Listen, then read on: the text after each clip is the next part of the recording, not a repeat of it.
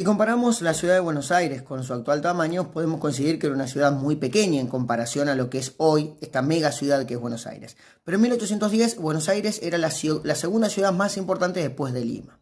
Si las comparamos, podemos decir que no había transporte público, las personas tendían a concentrarse, la ciudad tenía muchos vaivenes, muchas tormentas de arena, veredas muy estrechas, charcos de barro y un terreno muy ondulante. No era fácil transitar Buenos Aires ni tampoco vivir en esa ciudad debido a que había mucho tráfico de animales, ya sea de caballos, de perros, de cerdos, de ratones, que reforzaban esta tendencia a la posibilidad de establecer una sociabilidad hacia adentro, es decir, hacia las casas. La posibilidad de la existencia de las tertulias era un lugar específico no solamente para divertirse, sino también para hablar de política. Estamos hablando en una sociedad llamada de Antiguo Régimen, en la cual la posibilidad de la libre expresión, la libre opinión o la posibilidad de hablar políticamente o de criticar políticamente a las autoridades no estaba permitida y podría ser penado con pena de muerte o con cárcel. Entonces, es lógico que esta sociabilidad se realice hacia adentro, en las casas particulares, en los bares o en las pulperías.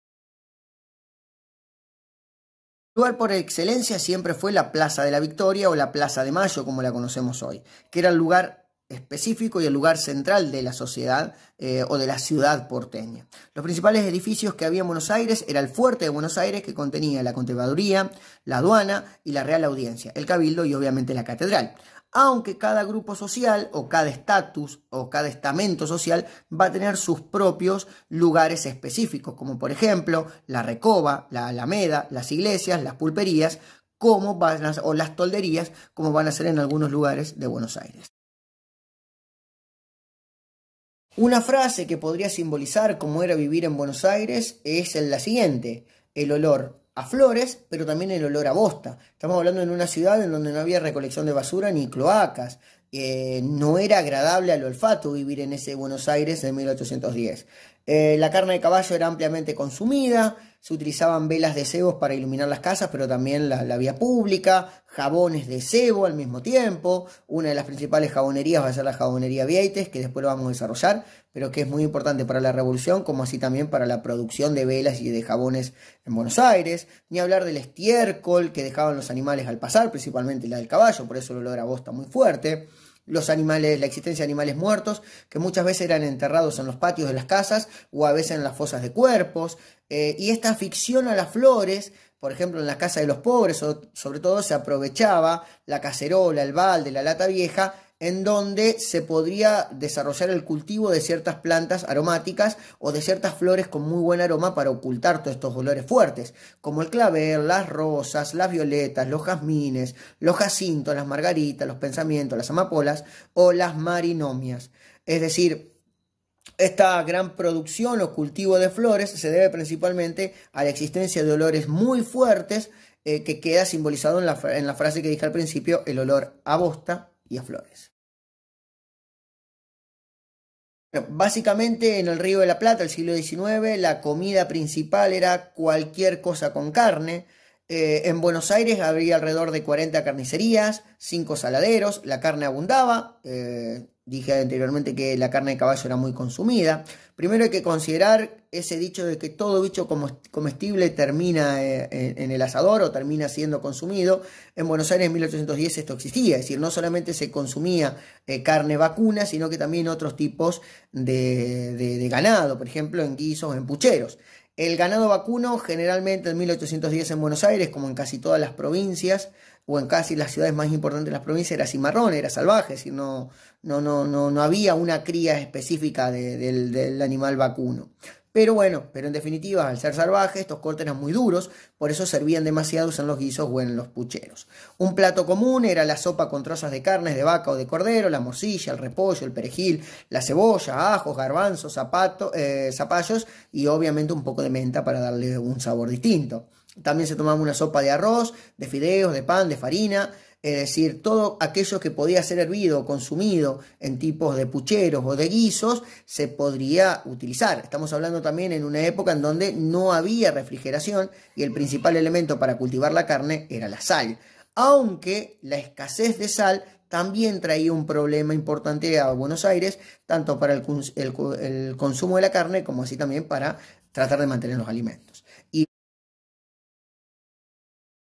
Las casas van a variar según sus ocupantes y según el estatus que poseen estos ocupantes o al estamento al cual pertenecían. Principalmente lo que podemos marcar como un mito más es que aquellas casas con 3 patios que remarcan y siempre repiten las revistas escolares no son ciertas o no eran, o mejor dicho, no eran mayoritarias en esta Buenos Aires 1810, ya que ese tipo de casas solo representaban el 8% de la ciudad. Sí vamos a encontrar casas un poco más chiquitas, con materiales más pobres e incluso la existencia de tolderías. Pero obviamente va a depender de las personas que lo ocupen. Los ricos van a vivir en el centro de la ciudad y los pobres más en las afueras de la ciudad. Debido a esta construcción concéntrica, podríamos decir, en la cual podemos dividir en 3 grandes centros o 3 grandes círculos. El primer círculo de mayor importancia, poder político, poder social y poder económico, se va a desarrollar cercano a la Plaza de la Victoria o a la Plaza de Mayo y a los principales edificios coloniales. El segundo círculo se va a desarrollar un poco más lejos del centro de la ciudad de Buenos Aires, y que van a ser de personas con una importancia media. Y en las afueras, donde estaban las charcas o las actividades económicas, como el cultivo del trigo, o el del ganado, ahí se van a ubicar aquellas personas sin importancia social y obviamente los que hoy podríamos mencionar como pobres o como trabajadores. Sí, había mucha presencia afrodescendiente o esclavos negros, por más que la historia tradicional los haya ocultado o no se habla mucho del tema. Según los estudios, en 1810 el 30% de la población porteña era esclava o negra. Se cree que entre 1778 y 1812, según los estudios, ingresaron al Río de la Plata 70.000 esclavos. Esos son los que podemos contabilizar de manera legal, sin contar los que entraban de manera de contrabando. También podríamos mencionar que los varones o el tráfico de esclavos solamente va a encontrar su fin en 1853 con la sanción de nuestra Constitución, aunque en 1813, con la Asamblea del año 13, la Logia Lautaro y San Martín a la cabeza, entre otros grupos más que participan de esta asamblea, se establece la libertad de vientres, que le permiten a aquellas personas nacidas en 1813 de madres esclavas recuperar su libertad. Pero aunque existiese la esclavitud hasta 1853, los varones encontraron en el ejército la posibilidad de alcanzar su libertad y de transformarse en libertos. Por mencionar un ejemplo, el ejército de los Andes de San Martín tenía alrededor de 5.000 integrantes o 5.000 libertos o personas afrodescendientes. A los postres o a las golosinas o a las comidas dulces, podríamos decir que uno de los platos principales era la mazamorra, la cuajada, la natilla, los bocadillos de papa o los de batata. También pastelitos, que eran uno también de los elementos que también se consumían, los buñuelos, las tortitas quemadas de azúcar negras, dulces de coco, pero principalmente esta comida, las últimas que mencioné, principalmente las tortitas negras, los buñuelos de miel o los dulces de coco, era vendida por las esclavas negras y que tenía mucha aceptación en los sectores de la sociedad porteña. Pero también podríamos decir que se bebía mucha agua, más o menos turbia, y en las casas más pudientes o más ricas había un cierto consumo de vino, pero tampoco era muy excesivo ese consumo de vino. Pero básicamente los postres tradicionales que tenemos hoy, o las comidas tradicionales que tenemos hoy, son más o menos las que se comían en esa época, en 1810. En cuanto a la ropa, tenemos que dividir entre la ropa femenina y la ropa masculina. En cuanto a la ropa femenina, se utilizaba en 1810 un estilo que se llamaba a la española, o también llamaba pasquinas. Las pasquinas se llamaban así porque se buscaba copiar o seguir las costumbres vascas. Los vestidos dejaban el pie únicamente al descubierto, que era como símbolo máximo lo que podríamos llamar hoy de cierto erotismo, de cierta sexualidad, en que obviamente con el paso del tiempo y en Buenos Aires de 1810 y a principios del siglo XIX, la misma sexualidad o el mismo erotismo es muy diferente a como lo vemos hoy. Lo mismo que el estilo de belleza. El calzado de las mujeres era de las marcas que mostraban si la persona era distinguida o no. Siempre las vestimentas, la forma de vestirse en las sociedades, es una forma también de mostrar el estatus y al mismo tiempo la riqueza o la importancia que tiene esa persona dentro de la sociedad. Por eso, la forma de los zapatos, el vestido, de dónde venían los vestidos o ciertos productos, también era muy importante para marcar qué persona tenía mayor impacto o mayor poder en Buenos Aires que otras que quizás tenían productos más locales.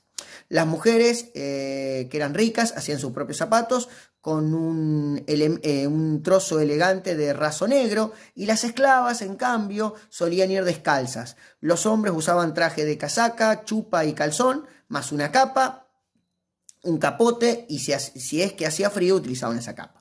Los que tenían menos presupuesto vendían prendas un poco más similares, pero de una calidad muy inferior y de muy baja calidad, como ponchas, botos de potro, sombreros de cuero, principalmente de burro. Fíjense, el cuero que se utiliza también es de burro, lo que demuestra lo simple, o en todo caso la baja calidad que tenían esos productos en los sectores más populares o más humildes de la sociedad en Buenos Aires en 1810. Como dije anteriormente, la diversión, la sociabilidad en Buenos Aires en 1810 se desarrollaba al interior de las casas, es decir, en el espacio privado, en los cafés o en las pulperías. En cuanto a las fiestas en las casas, se llamaban tertulias, y eran lugares específicos no solamente para discutir de política, sino también para firmar acuerdos comerciales, acuerdos obviamente políticos, negocios, y sobre todo para la presentación de las niñas o de las mujeres en la sociedad porteña. ¿Por qué? Porque el matrimonio en la época colonial era una estrategia muy importante de ascenso social, y sobre todo le permitía a las familias incrementar su poder económico, su poder político, o incluso incrementar el patrimonio. Así también el matrimonio y las tertulias eran un lugar muy específico de sociabilidad para la inclusión o la incorporación de estas nuevas autoridades virreinales que venían desde España, llamados peninsulares, que después de las reformas borbónicas fueron utilizados para controlar la autonomía que había en Buenos Aires o en todas las ciudades. Entonces el matrimonio pasó a ser una herramienta principal para incorporar estas autoridades a las élites polivalentes del Río de la Plata, que van a encontrar en el matrimonio o en la estrategia específica para el ascenso y el control político de la ciudad. Igualmente, en estas tertulias debemos mencionar que eran muy diferentes a las que se desarrollaban en Buenos Aires, ya que eran menos lujosas y menos pomposas. La bebida principal en estas tertulias era el mate, y si se extendía mucho tiempo, principalmente era el chocolate. También podemos mencionar que en estas tertulias siempre había música. Cuando no había dinero para pagarle a un profesional, los niños o las tías tocaban el piano. Al mismo tiempo, en estas tertulias eran donde las familias hacían sus presentaciones, y sobre todo también en estas tertulias en donde las personas presentaban la moda o sus nuevos vestidos. En cuanto a los sectores populares, podríamos decir que el sector por excelencia de sociabilización son las pulperías, es decir, que era el lugar más popular en donde había juegos, había bebidas, y donde generalmente había muchas peleas. En un elemento que lo podemos marcar, por ejemplo, más allá de las distancias en el tiempo, pero el típico ejemplo de la pulpería es la que vamos a encontrar en el Martín Fierro, por ejemplo, en donde las bebidas circulaban un poco más libremente que en los sectores de la élite. Eso no quiere decir que sectores de la élite no hayan concurrido, probablemente hayan concurrido muchas veces a estas pulperías, pero bueno, la gente de bien, como se decía en ese momento, intentaba evitar estos lugares públicos. Igualmente, un lugar de sociabilización, esta vez al aire libre, que reunía tanto a los sectores pudientes como a los sectores populares, era, por ejemplo, las corridas de toros, que fue prohibido recién en Buenos Aires en 1819. Los niños, hay que mencionar que la idea de niñez que tenemos hoy en día, o en el pleno siglo XX y pleno siglo XXI, es distinta a la que había en la época colonial. Pero básicamente los más jóvenes jugaban a lo que se llamaba el juego de cañas, también jugaban al uso de arcos y flechas, jugaban a los trompos, al valero, también trataban de trepar lo que se llamaba el palo enjabonado, jugaban al gallito ciego, bueno, y a distintos juegos que le permitían tener una cierta diversión a los más jóvenes de la sociedad. Los lugares más importantes, bueno, podemos mencionar que estaba el Café de Malco o el Café de Marcos, que fue fundado en 1801, que estaba enfrente a un paso del Cabildo y del Fuerte, en lo que era la Plaza de la Victoria. Básicamente hubo mucha participación de los jóvenes en el Café de Marco en la zonada, o siempre en contraposición a los principios que quería imponer las autoridades virreinales.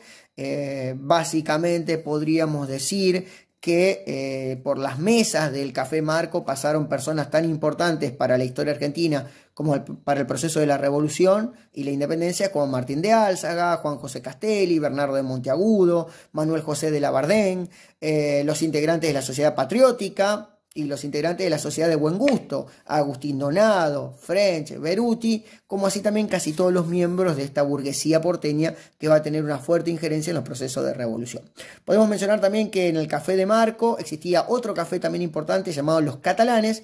Entre los que concurrían al Café de Marco tenían una cierta enemistad con los sectores que concurrían al Café de los Catalanes, entre los cuales podríamos mencionar, se encontraba la concurrencia de Mariano Moreno, como por ejemplo Francisco Segui, Luso Norberto Mansilla o Julián Álvarez. El otro sector más importante que participó en la revolución va a ser la Jabonería Vieites, que va a surgir entre la asociación entre el acaudelado Rodríguez Peña y justamente Vieites, que se reúnen en la búsqueda de la creación o en todo caso en el desarrollo de una actividad económica que le permitiera a ambos desarrollar la producción de ventas y jabones en el Río de la Plata. Igualmente era una fachada que se utilizaba para poder encubrir las reuniones políticas en secreto que tenían casi todos los concurrentes a la Jabonería Vieites, entre los que podemos mencionar Saavedra, Castelli, Moreno fue poco pero participó, Belgrano y entre otros que van a estar íntimamente vinculados a la Revolución de Mayo.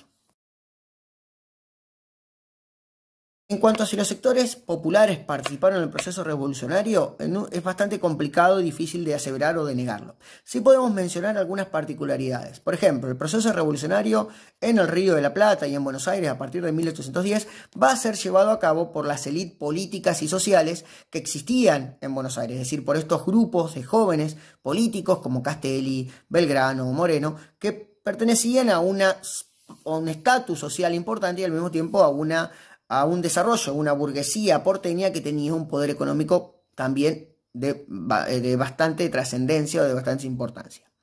Sí podemos mencionar que, por ejemplo, en el Cabildo Abierto que se hace el 22 de mayo de 1810, van a concurrir solamente los vecinos. Los vecinos eran aquellas personas blancas con un linaje impoluto, con un color de la piel muy blanca y al mismo tiempo que no tuviera su linaje o su apellido contaminado por la presencia de africanos o de indios. Estamos hablando de una sociedad colonial en donde la piel, la sangre y el linaje era muy importante. Por lo tanto, de estos 45.000 habitantes que se sostiene que había en Buenos Aires entre 1810, el 30% eran africanos, el resto lo podemos dividir entre los vecinos. Por ejemplo, el Cabildo de Buenos Aires en 1810 tenía una capacidad de 600 vecinos. Al Cabildo Abierto del 22 de mayo solamente se invitaron 450 vecinos, de los cuales concurrieron 250. De esos 250 son los que van a participar del proceso revolucionario, pero de esos 250 solamente 9 van a comandar el proceso revolucionario, que van a ser los miembros de la primera junta.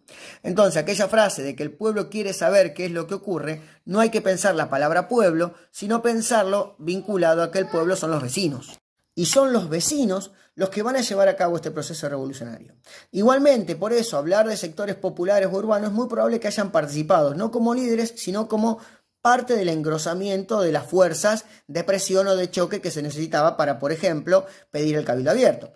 En el Museo Histórico Nacional existe una proclama o un conjunto de demandas que hacen llegar French y Beruti, en el cual se presenta la firma o cierto vestigio de sectores populares que han participado, pero es tan difícil de saber quiénes eran porque estamos hablando en un sector de la población porteña en donde no muchos sabían leer y escribir. Los únicos que sabían leer y escribir y eran ilustrados o letrados eran los miembros de la sociedad porteña o esta pequeña élite de la sociedad porteña, que al mismo tiempo son los vecinos y al mismo tiempo son los que llevan a cabo el proceso revolucionario. Entonces, desde ese punto de vista podemos decir que no hay participación popular dentro del liderazgo o dentro de la presentación de ideas. Al mismo tiempo hay que agregarle que aquellas participaciones populares que pueden haber existido fueron encubiertas o en algunos casos, al no saber leer y escribir, esas memorias que podrían haber contado aquellos sectores populares que participaron en los hechos ocurridos a partir de lo que se llama la Semana de Mayo y posteriores a la Revolución de Mayo es muy difícil de conocer porque no hay material suficiente, ya que las memorias tampoco pudieron ser escritas. Y las únicas memorias que llegan son las de los protagonistas, de estos vecinos, o de aquellos sectores descendientes o de la historia tradicional argentina que se encarga de realzar ese poder y de encubrir la presencia de negros, la presencia de sectores populares o en todo caso la presencia de ciertas ideas revolucionarias como o de la presencia de ciertos sectores de pensamiento extremo, como eran Moreno, Castelli o Belgrano, que tenían un pensamiento un poco más radical considerado a los sectores más conservadores, en este caso podríamos decir encabezados por Saavedra.